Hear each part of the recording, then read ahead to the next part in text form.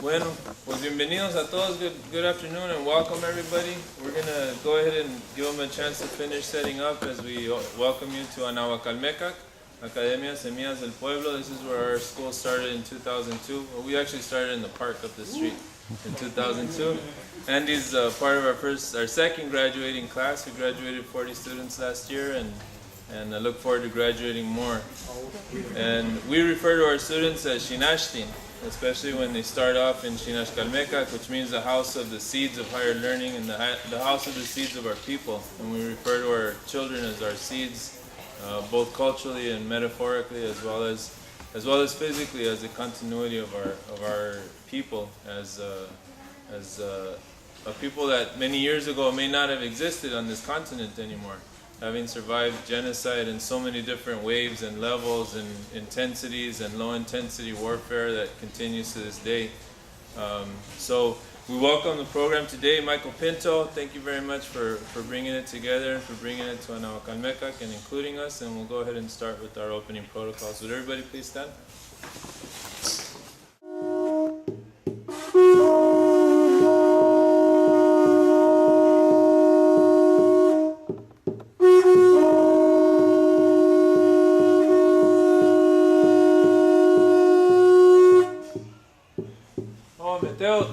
Amantilachaske y Wicampa y Mantaltipa Campa.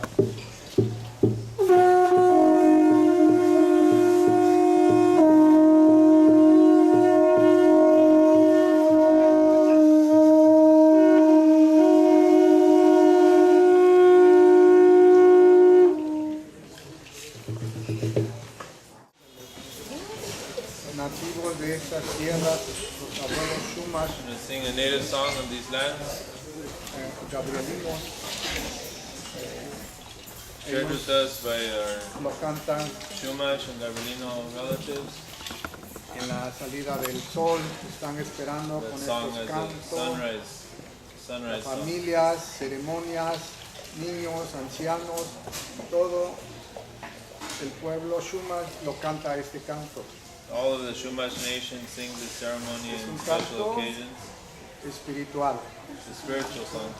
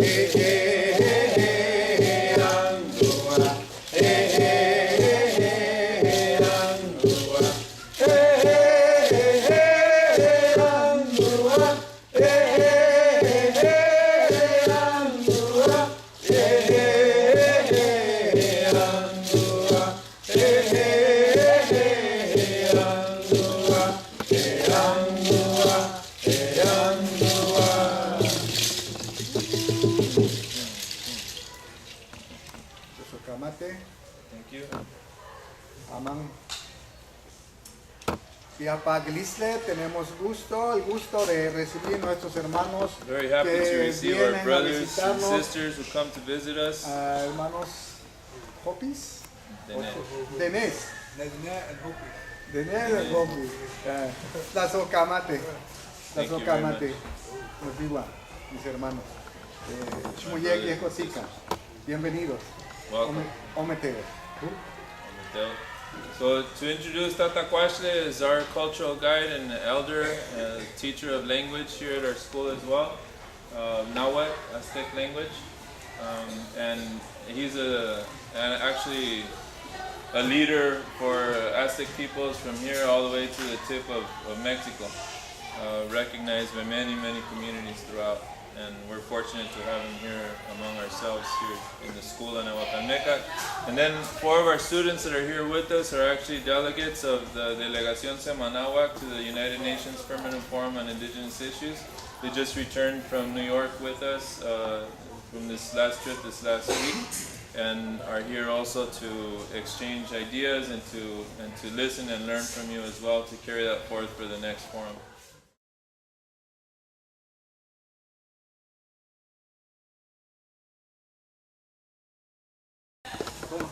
And then for my daughter's behalf, Loloma. We come here from northern Arizona. We both were intertribal. I'm Diné, and then my daughter and their mom is Hopi. So we come to share the knowledge and some of the stories and the teachings that we have. And it's very important to have teaching. It's very important to have story in your families, as you have kids, as you grow your community. You meet people with knowledge of the land and of the earth and of the old ways. And so that's what we are here to share a little bit. But if you would visualize a lot, we still have our ceremonies and we still do it, the old way. We still have our language. It's very strong still in our tribe. And this is a song that we would sing in the summertime and as we celebrate the harvest and the hard work that we put into our fields. So let me start you out with that, okay? And if you could visualize an outside area and people riding on horseback, canyons with juniper and just no skyscrapers, no city, no pavement. That's how our communities still are. And everybody preparing the foods and people coming to get ready to dance. But this is what you would hear coming over the hill.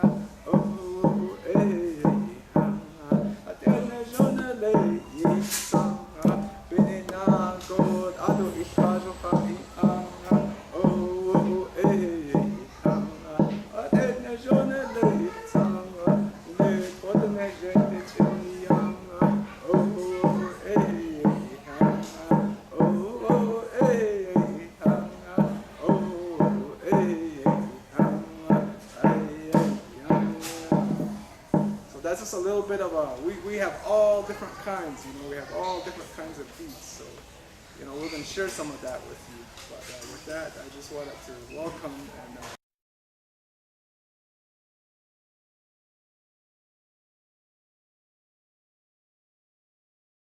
I wanted to share a little bit about the way we are thinking about our seeds and our corn. And this year, the students know we had a ceremony about a month ago, maybe a couple weeks ago.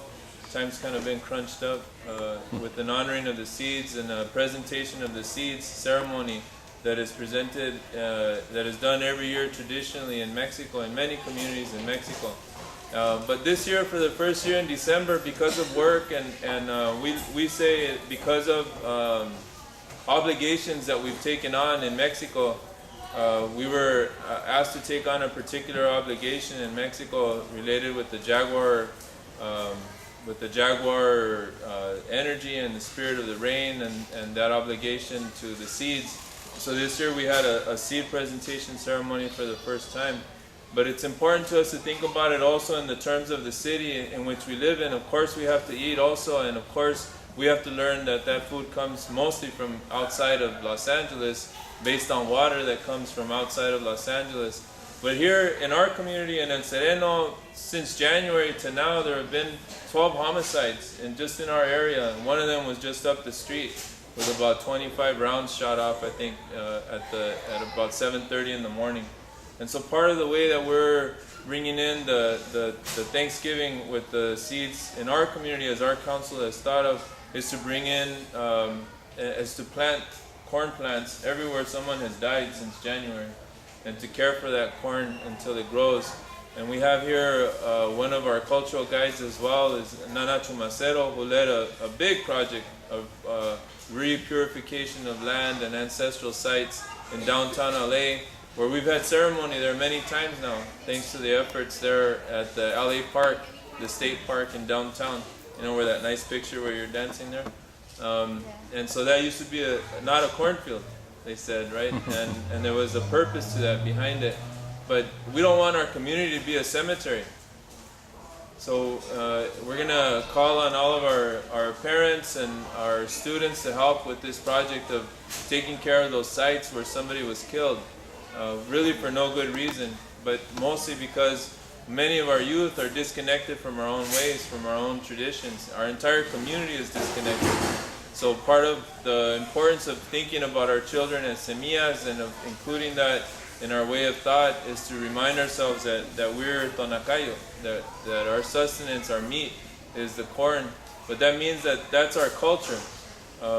Right now, the loss that we're facing is so great that a few years ago, Zapoteca farmers in Oaxaca were planning to document that their corn was organic corn.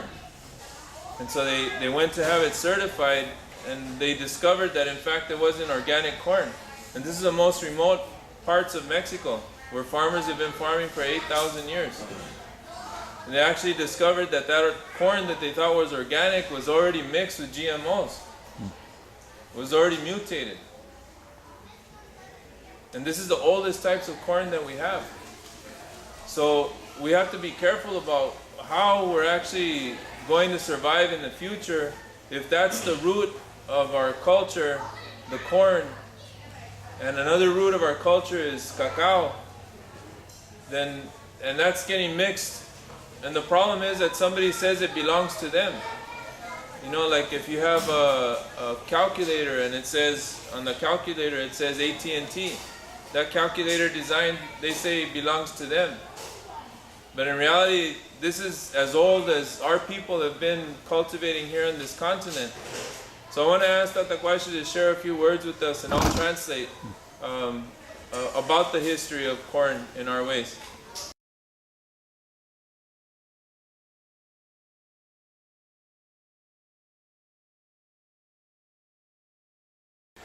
Voy a relatarles una pequeña historia I'll tell you a short story del maíz, de About dónde corn. viene el maíz. where the corn comes from. Un poquito voy a hablarle en la lengua indígena, náhuatl, azteca, I'm going to speak to you a little bit para in que yo Nahuatl. tenga la secuencia como qué es lo que quiero decir. So I keep in order what I want to say. Toa, tuelo, Juan, y Huesca, Xquimatía, Cano, Valehuatlayole. Dicen los ancianos que antes nomás se cultivaba el maíz The y ancestors say no that. sabían dónde viene el maíz. The corn was just grown before it, but it wasn't known where it came from. Huapon, Nochipa Kinemiliaya, Huehuetkeme, de que yecos Quetzalcóatl, Hualhuistlayole. Entonces, los ancianos siempre les decían a los jóvenes que va a venir Quetzalcóatl y va a traer el maíz. So the ancestors would tell the young people that Quetzalcoatl would come and he would bring the corn. Huacon, Oasictonale, Quichiaya Quetzalcóatl y Huamoyeo. Llegó un día, Quetzalcóatl llega y trae el maíz. So one day Quetzalcoatl came and brought the corn. Pero ¿cómo lo trajo? But how did he bring it? Dicen que Quetzalcóatl se puede convertir en múltiples vidas. It said that Quetzalcoatl can convert himself into multiple lives. Él se puede convertir en un árbol, en una piedra, en He can un convert himself animal, into a tree, into a rock. múltiples cosas. into an animal, any kind of animal. Entonces vio Quetzalcóatl una hormiguita que traía el maíz. Then Quetzalcoatl saw an ant that was carrying corn. Y él entendía a todos los animales y le dice, ¿a dónde traes el maíz? And he understood how to speak with all of the animals, and he said, "Where are you bringing the corn from?" Y la hormiguita se negaba a decirle. And the ant wouldn't tell him though. Dice, yo me convertiré también en hormiga y voy a ir contigo a donde vas a traer el maíz. And then I'm going to convert myself into an ant, and I'm going to go with you to where you bring the corn from. Entonces la hormiguita dice, bueno, voy a ver si te puedes convertir en hormiga, Okay, entonces well vas a ir then conmigo. the ant said, "I'll see if you can truly convert yourself to an ant, and we'll see if you can join me."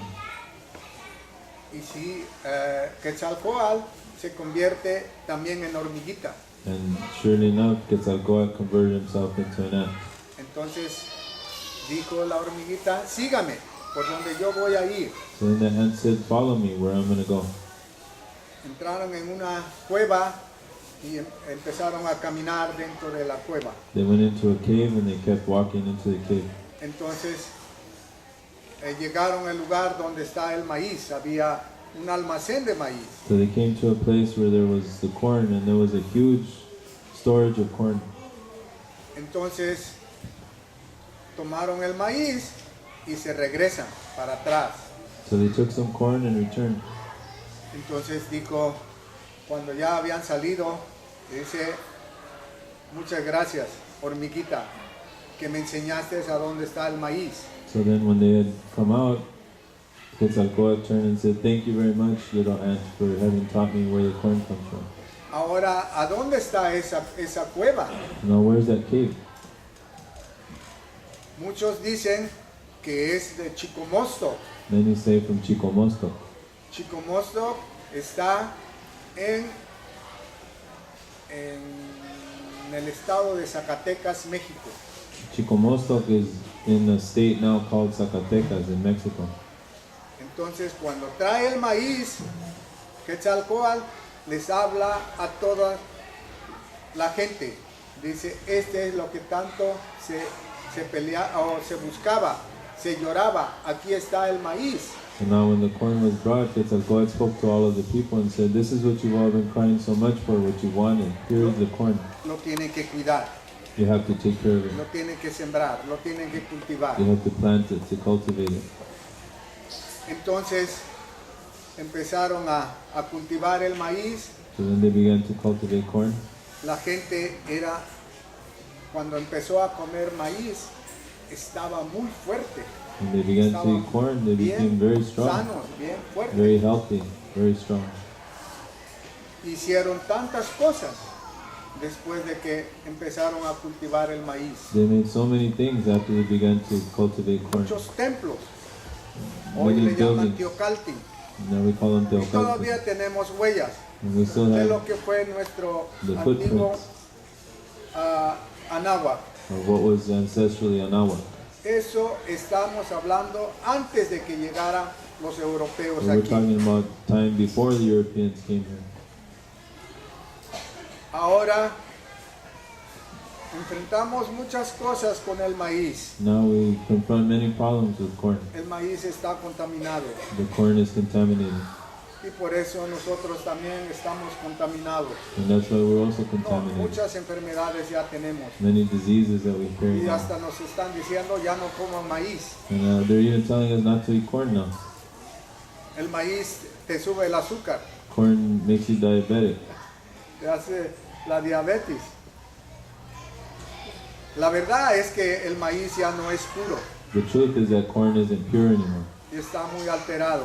It's too altered, changed. Entonces, queda de tarea para todas nuestras futuras generaciones.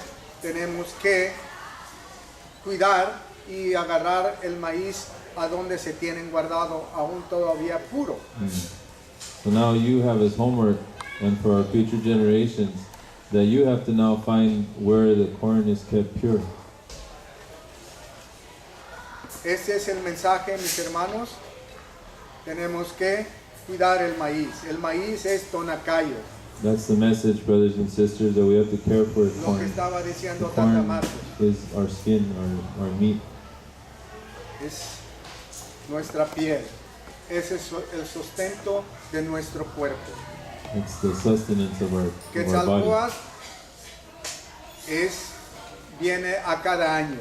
Quetzalcoatl comes every year Cuando empieza a llover, when it begins to rain. empieza a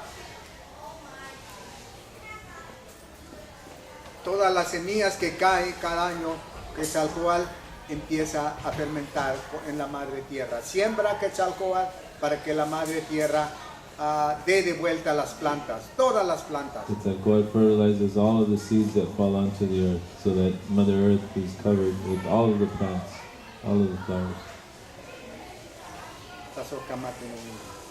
Thank you, brothers and sisters. Namaste.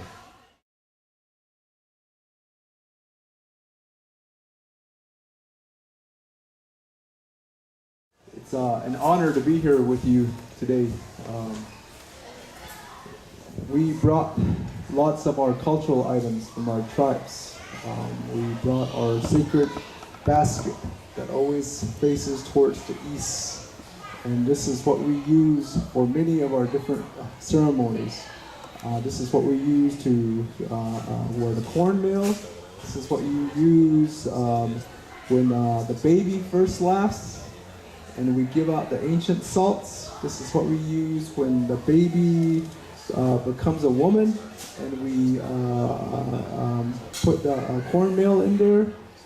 This is what we use when we have the ceremony, when we have the wedding. So this is a sacred basket that has many uses, and it's a real important item that is made in our culture. Our tribes, we have a rug weaving. We are, you don't know, any of you know Navajo on TV with sheep herders, you know, out in the desert. That's my tribe. And I was raised by sheep herders. We had at times 700 to 1,000 sheep, and we followed the health of the land. We monitored the land. And many teachings go with sheep herding. So I'm going to share some of that with you. But we use the wool, and the Navajo are the world famous rug weavers. You know, the ladies, they make the rugs, they make the belts. And that's a big part of our culture. But we have pottery. This is how we store the food. This is how we store the seeds using the clay. And this is pine pitch that we use. It makes it waterproof. Many uses for the plants. And the gourds. And the seeds inside it. The gourds. There's two tribes here. I'm Navajo, my daughters are Hopi. And on the Hopi, they make the kachina dolls that represents everything about the culture. From the corn, from protecting the corn, protecting the seeds, hard work, being diligent in life.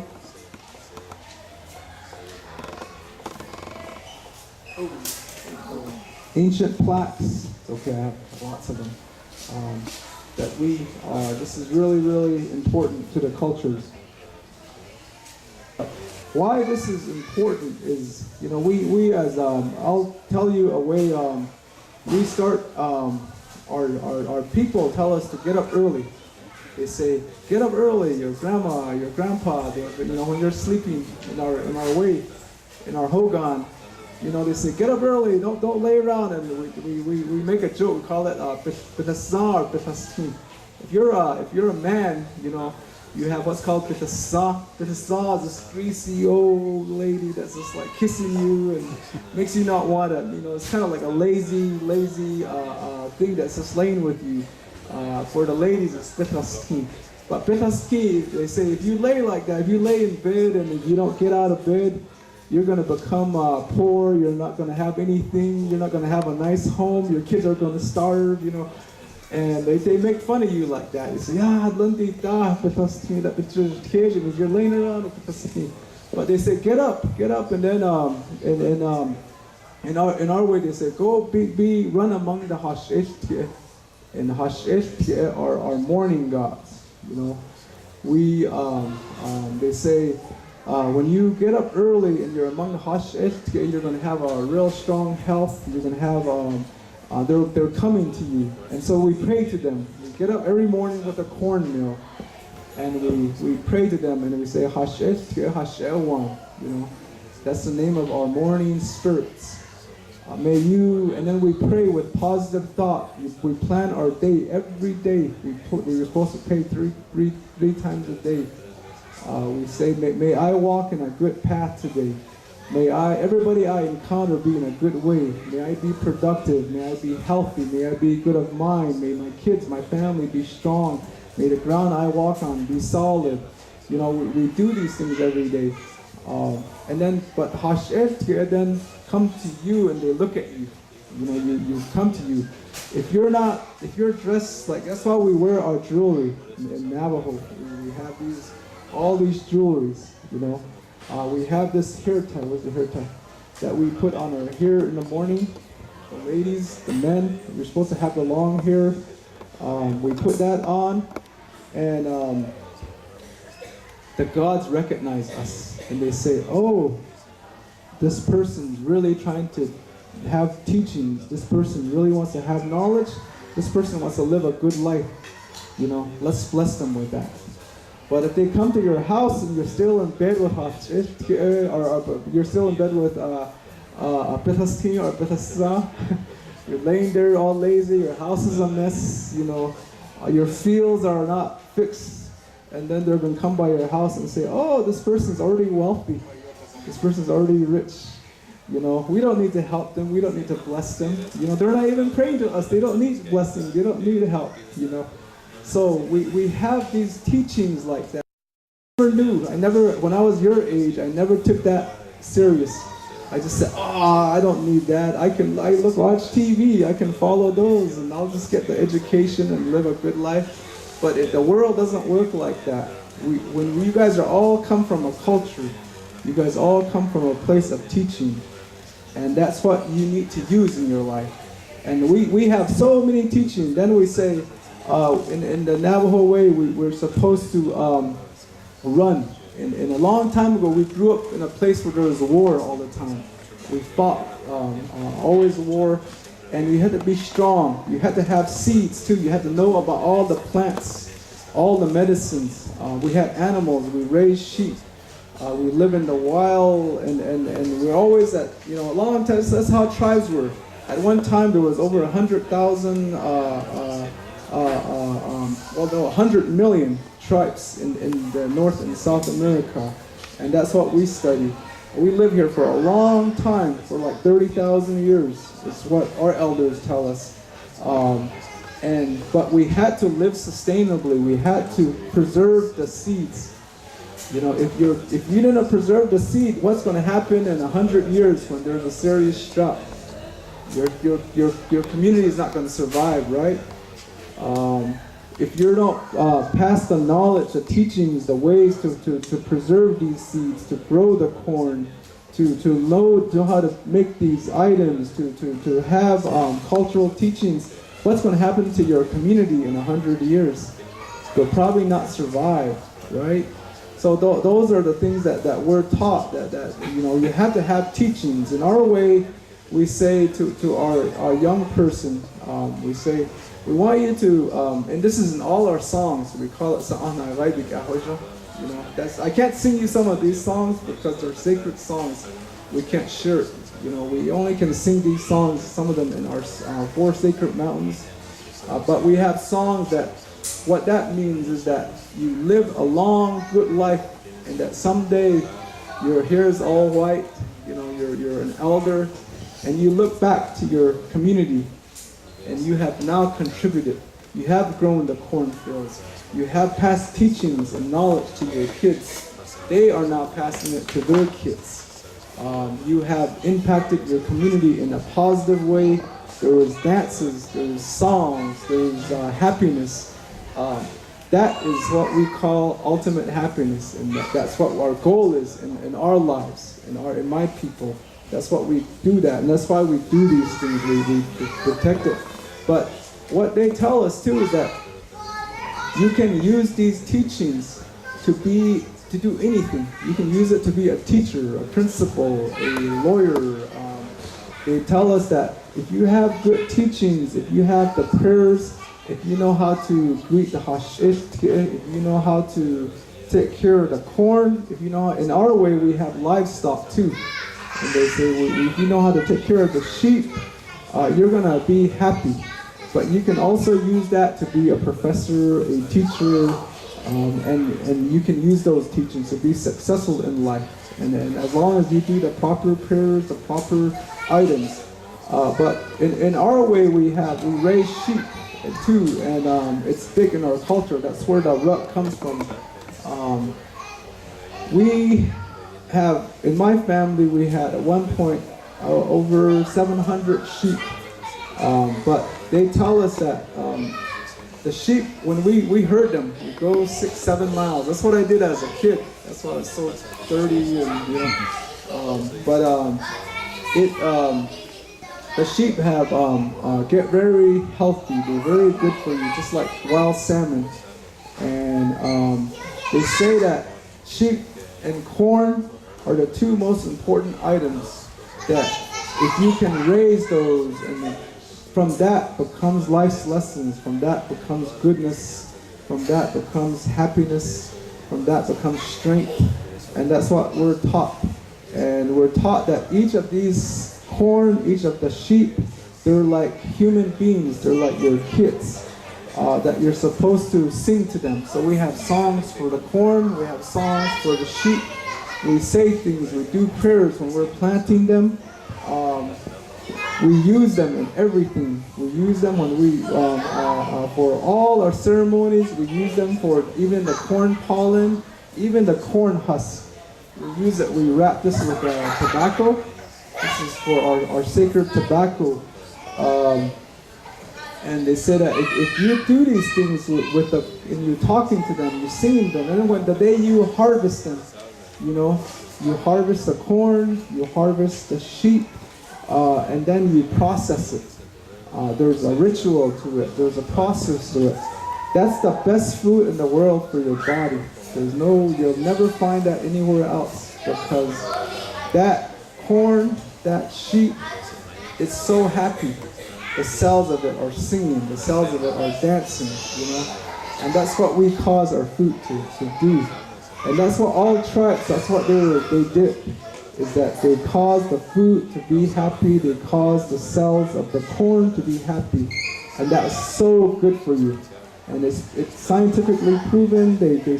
People study like cells in the corn and the water.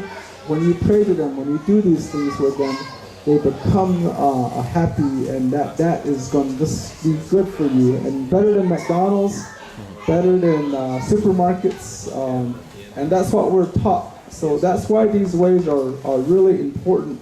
We're taught many things. We're taught to respect who we are, to wear our jewelry, the decorations of our mountains. Brittany is, we sing about our moccasins. We wear the moccasins. We wear the traditional dress. We're taught that that's important. But I want to end my little talk with a little song about the moccasin that Brittany is wearing. That's really important to us. All of us, we have things that we do to honor the earth.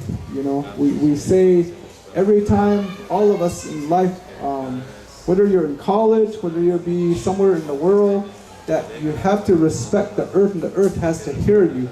And so we put the basket in the ground, and the basket becomes our drum. And we believe that when we honor the earth, it has to be inside an earthen home with something dug out in the ground, a little like a drum hole that we put in. And then you hear the beat of the earth, the drum beat, the heartbeat of the earth. And that's what we still do. We still have those ceremonies. But I want to share with you here is a song about the moccasin. We sing this to the young woman, and it goes like this.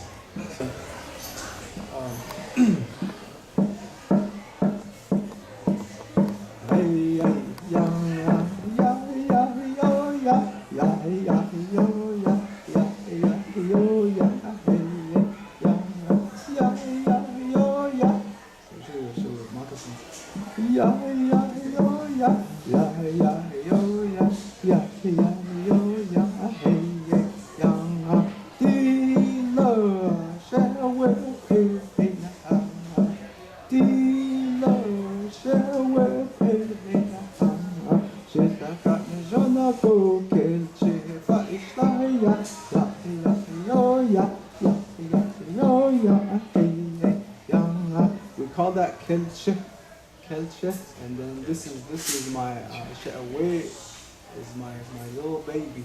And so I love her, and that's why I make her the kelche.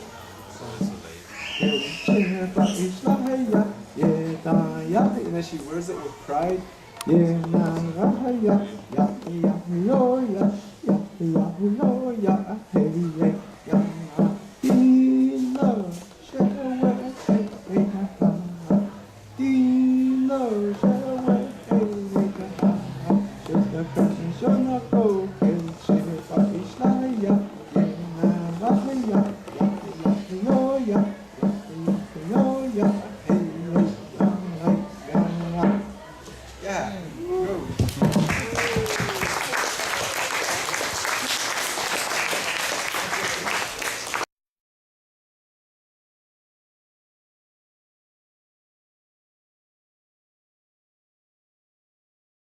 Shelby is a freshman in high school, and she just went through, they both are initiated in the traditional Hopi way.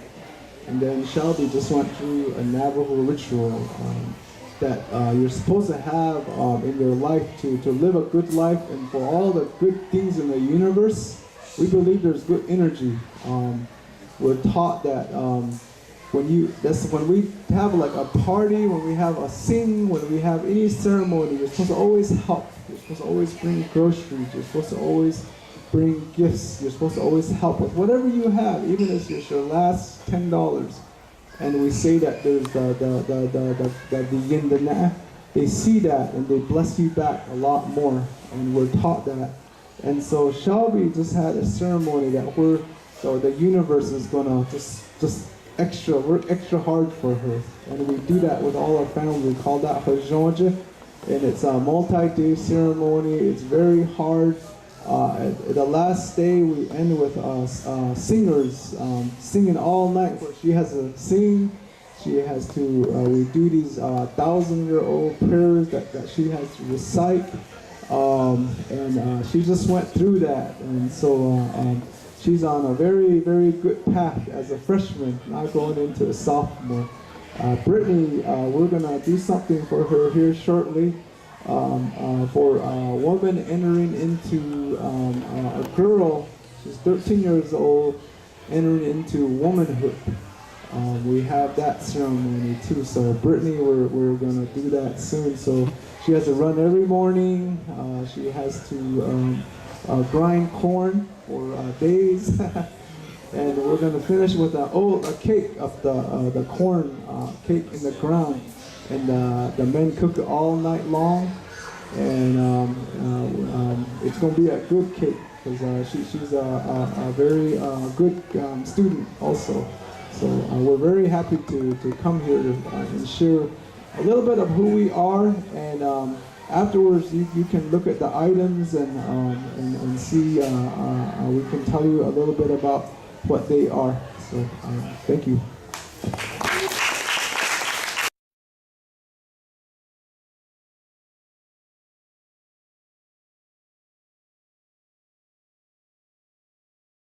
what Shelby is wearing is how the women are supposed to dress. We have the sacred the skirt.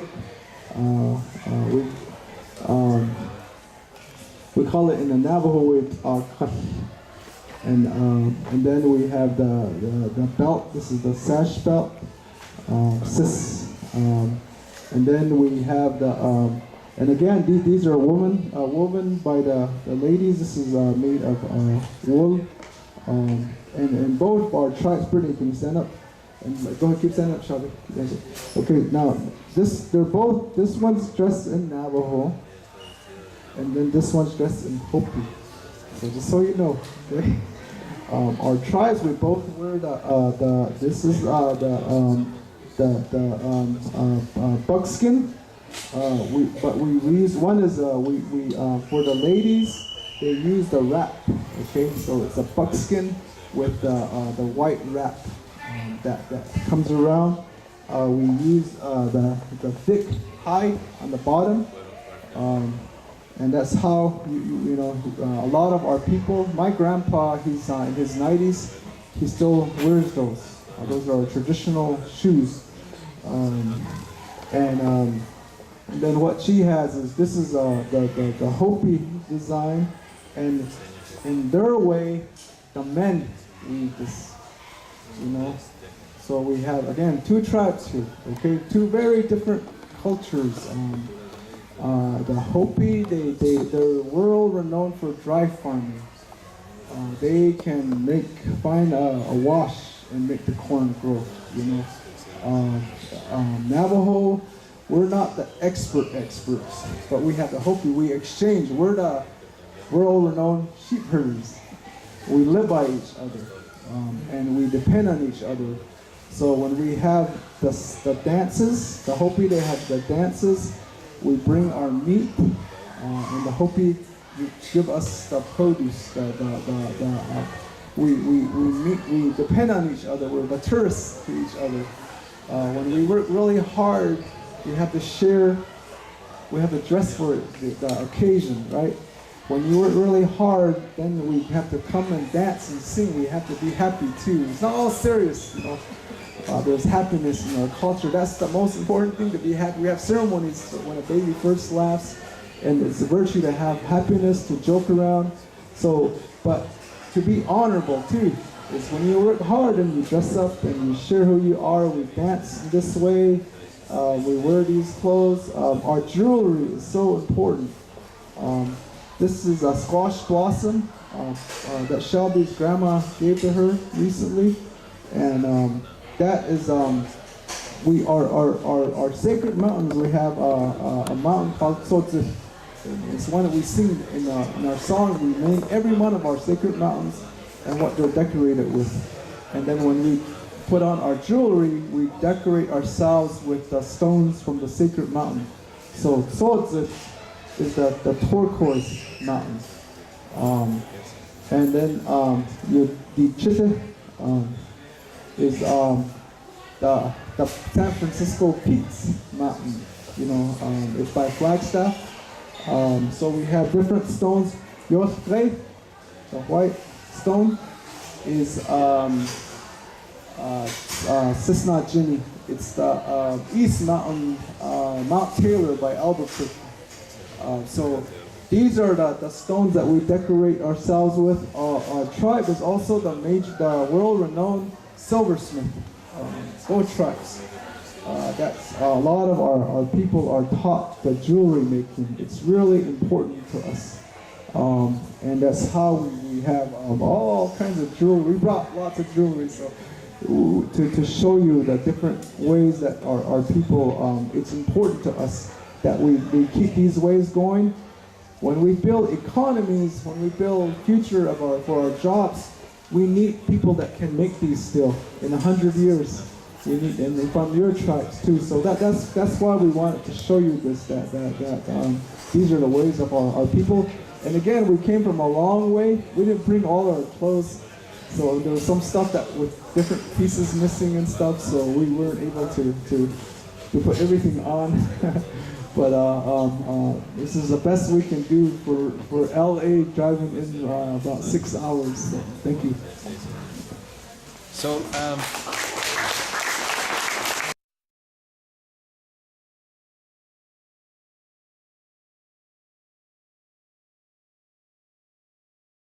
we work with 10 tribes. We work with elders from Hopi, Zuni, Apache, Wallapai, Supai, mountain tribes, desert tribes, canyon tribes, and they are my bosses. We work for them, and they're farmers.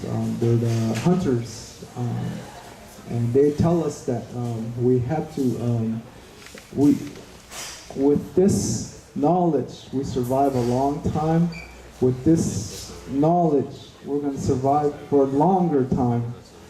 Without it, it's not going to work, you know.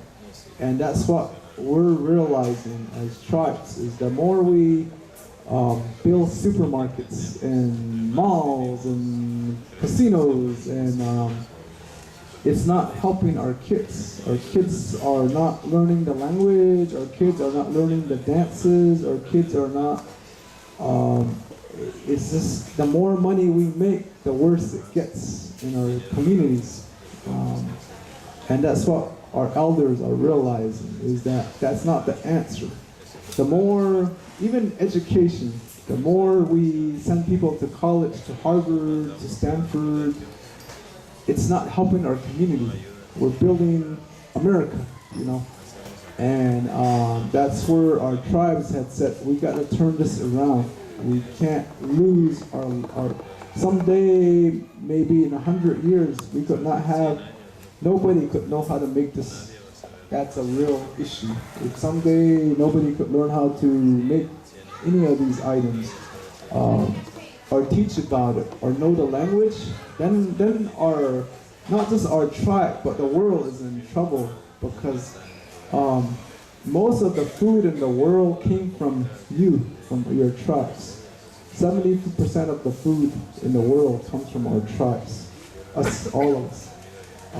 200 of the medicines, the real important medicines, come from our tribes. We have the best science. We have knowledge of thousands of years. We know how to collect the sacred plants and the medicines in a way that's sustainable, and we know how to grow our foods in a way that's sustainable. And so that's what we're studying, and that's what we're teaching our kids again in Arizona and in the Colorado Plateau. And so I'm blessed to have that work. But it's a real urgent situation for the world too, not just us. And that's what our elders say, is that this is important for all of us. So thank you.